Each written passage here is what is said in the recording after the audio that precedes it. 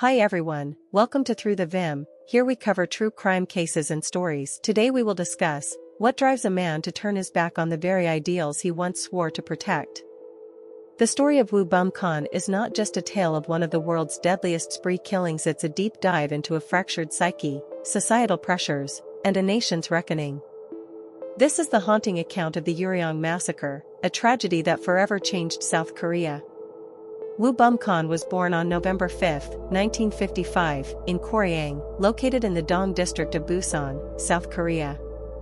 His father, a police officer, was a figure Woo deeply admired, and he aspired to follow in his footsteps. Woo's early life seemed ordinary, shaped by a sense of duty and the aspiration to serve his community. Woo served in the Republic of Korea Marine Corps, where his exceptional marksmanship earned him recognition.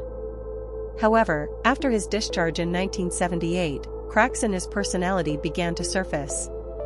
In April 1981, Woo began his career as a police officer. His skills earned him a prestigious position guarding the Blue House, the official residence of South Korea's president. But beneath the surface, personal demons lurked. His heavy drinking and erratic behavior led to his demotion to the quiet village of Kungyu in Uryong County. Those who knew him described Woo as a little eccentric, with an inferiority complex that was further inflamed by the gossip of villagers about his unmarried cohabitation with his girlfriend. A man with aspirations to be a protector had become a man deeply unsettled by his circumstances. On the afternoon of April 26, 1982, an argument with his girlfriend seemed to ignite the powder keg of Woo's frustrations. Enraged, he stormed out of their home, retreating to the police armory, where he consumed large amounts of whiskey. His intoxication set the stage for a night of horror. He stole arms from the police armory. Armed with a high-powered rifle, grenades, and his police uniform, a symbol of trust, Woo set out under the cover of night.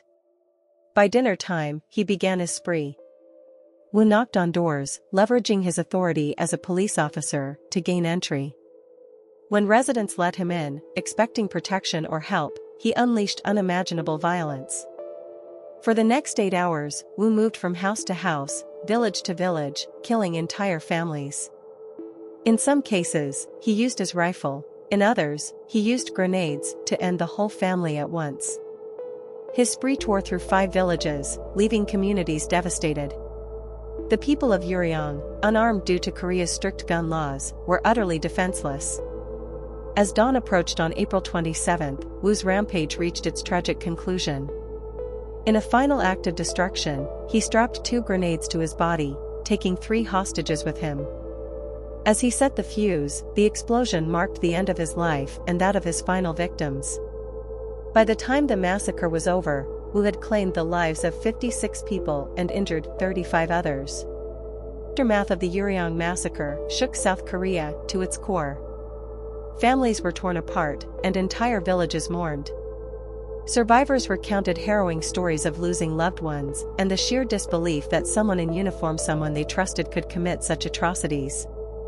One survivor's story stood out. A woman who had lost her entire family described how Woo's demeanor was calm, even friendly, as he approached their home. She recalled the devastating realization that the man meant to protect them had become their executioner. The massacre also led to significant political consequences. South Korea's Interior Minister, Soo Chung-hwa, resigned in shame, acknowledging his failure to protect the public. His departure paved the way for Roh Tae-woo's appointment as the new Interior Minister, ushering in changes to how law enforcement was managed. The Uryong massacre remains a dark chapter in South Korean history. It exposed vulnerabilities in the nation's law enforcement system and raised questions about the psychological screening of officers. Also, it highlighted the devastating impact of unchecked personal and societal pressures. While we recount this story to understand what happened, we must also honor the victims and their families, whose lives were forever changed. Their pain serves as a reminder of the importance of vigilance, mental health awareness, and the delicate balance of trust within our communities. The story of Bum-kon is one of betrayal, tragedy, and lessons hard learned. It reminds us of the human cost of ignoring warning signs and the profound responsibility of those in positions of power. Thank you for joining us on this journey through one of history's most harrowing events. Let us never forget the lives lost and the lessons their stories teach us.